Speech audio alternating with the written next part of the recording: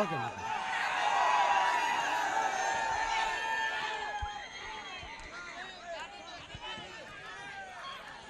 వేదిక మీద ఉన్న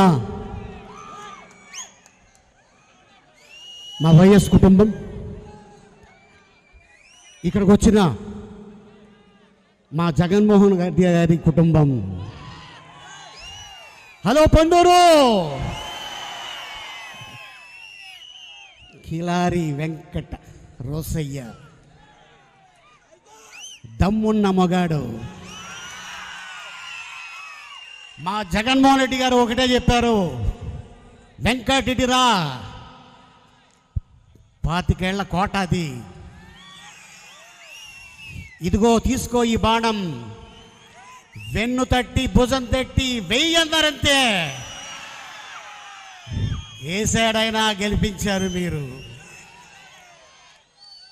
ఎస్, ఎలా ఉన్నారు అందరూ? బాగున్నారా? అందరికీ నమస్కారం. అస్సలాము అలైకుం రహమతుల్లాహి బర్కాతుహు. మనకి 4 దిక్కులు, ఒకటి ఎస్టీ, ఒకటి మైనార్టీ, ఒకటి బీసీ, ఒకటి ఎస్సీ. మరి ఈ 4 దిక్కుల్ని దగ్గర చేసుకొని పాదయాత్ర చేస్తున్నప్పుడు, అందరినీ హత్తుకున్నప్పుడు ఆయన కడుపు పట్టాడు.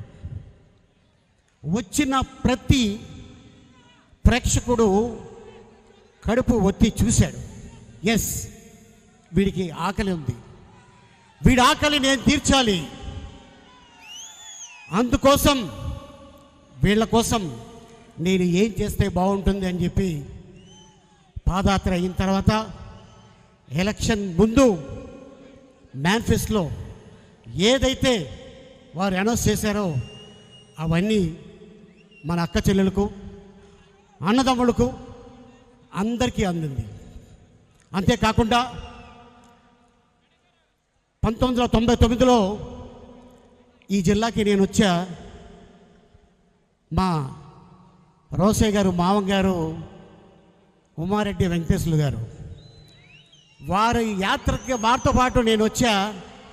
ఈ జిల్లా అంతా తిరిగా.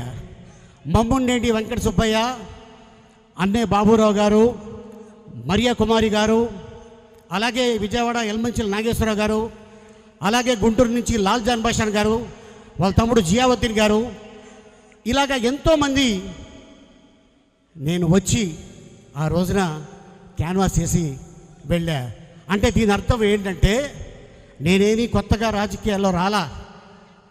నాకు ఎన్టీ రామారావు గారు అంటే చాలా అభిమానం.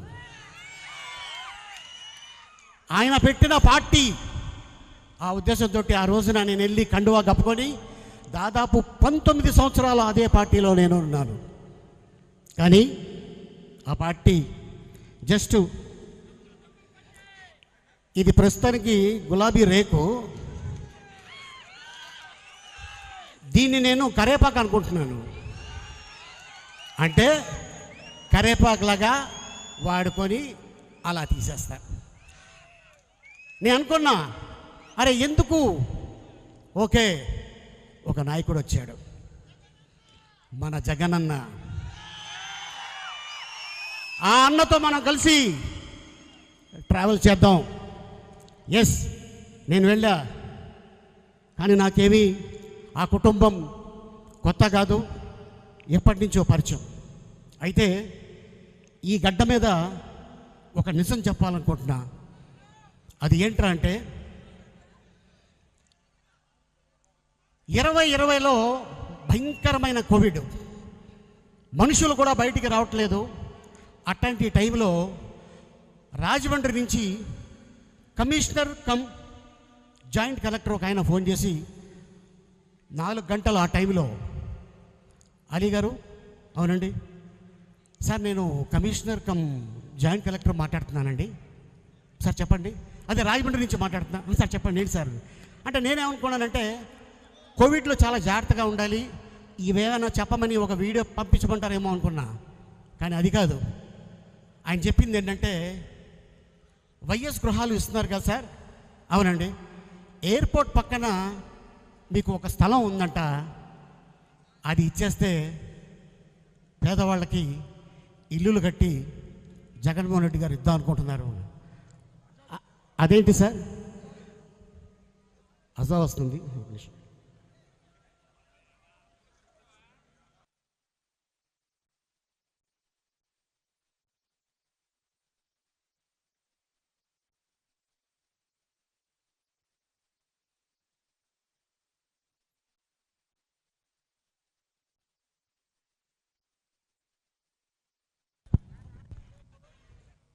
ఇప్పుడు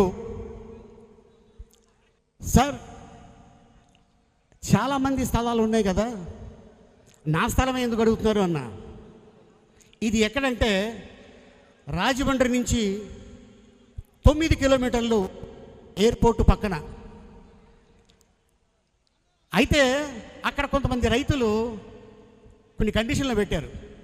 ఏంట్రా అంటే, అలీగారు స్థలం ఇస్తే మా స్థలం కూడా ఇచ్చేస్తామండి అని ఒక కండిషన్ పెట్టారు. ఎంత కావాలంటే మొత్తం మీకు అన్నా. సార్, సీఎం గారు మాకు 55 ఎకరాలు కావాలని ఆర్డర్ వేశారు.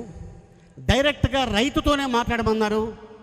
మీరు దయచేసి నో అనొద్దు, మీరు నో అంటే వాళ్ళు కూడా వెనక్కి వెళ్ళిపోతారు, అర్థం చేసుకోండి సార్ అనగానే వెనక ముందు ఏమీ ఆలోచించకుండా గవర్నమెంట్ రేటుకే నా స్థలం ఇచ్చేసాను. ఎందుకు ఇచ్చానంటే, ప్రతి పేదవాడికి ఒక గూడు కావాలని కోరుకుంటాడు. మనం గంజి తాగుతున్నావా, బిర్యానీ తింటున్నావా, అది ఎవ్వడు చూడ్డు. వీడికి సొంత ఇల్లు ఉంటే అది చాలు. ఆ గూడులో మనం ఉంటాం, మన కుటుంబం ఉంటుంది, హ్యాపీగా ఉంటాం. అదే ఆయన కోరుకున్నాడు. వాళ్ళేం చెప్తున్నారంటే, కడతానని చెప్పేసి మోసం చేశారు అని అంటున్నారు. మరి నేను చెప్పింది మోసమా? కాదు కదా. 55 ఎకరాలు ఎక్వైర్ చేసి రిజిస్ట్రేషన్ చేసిన తర్వాత వాళ్ళ అకౌంట్లో డబ్బులు పడినాయి, వచ్చిందా లేదా అని చెప్పేసి మళ్ళీ కాల్ చేసి అడిగారు. సార్, మీ డబ్బులు వచ్చింది ఆ గవర్నమెంట్ రేట్కి. Thank you sir. నాకు కాదు, ముందు ఎవరైతే నన్ను నమ్ముకొని ఇచ్చారో ఆ రైతులకు ముందు ఇస్తే బాగుంటుంది సార్, అదే నాకు ఆనందం అని చెప్పేసి నేను అన్నా. నేను చాలాసార్లు సీఎం గారిని కలిసా, కానీ ఎప్పుడు కూడా నేను స్థలం ఇచ్చాను అని చెప్పలా. ఇదే మొదటిసారి.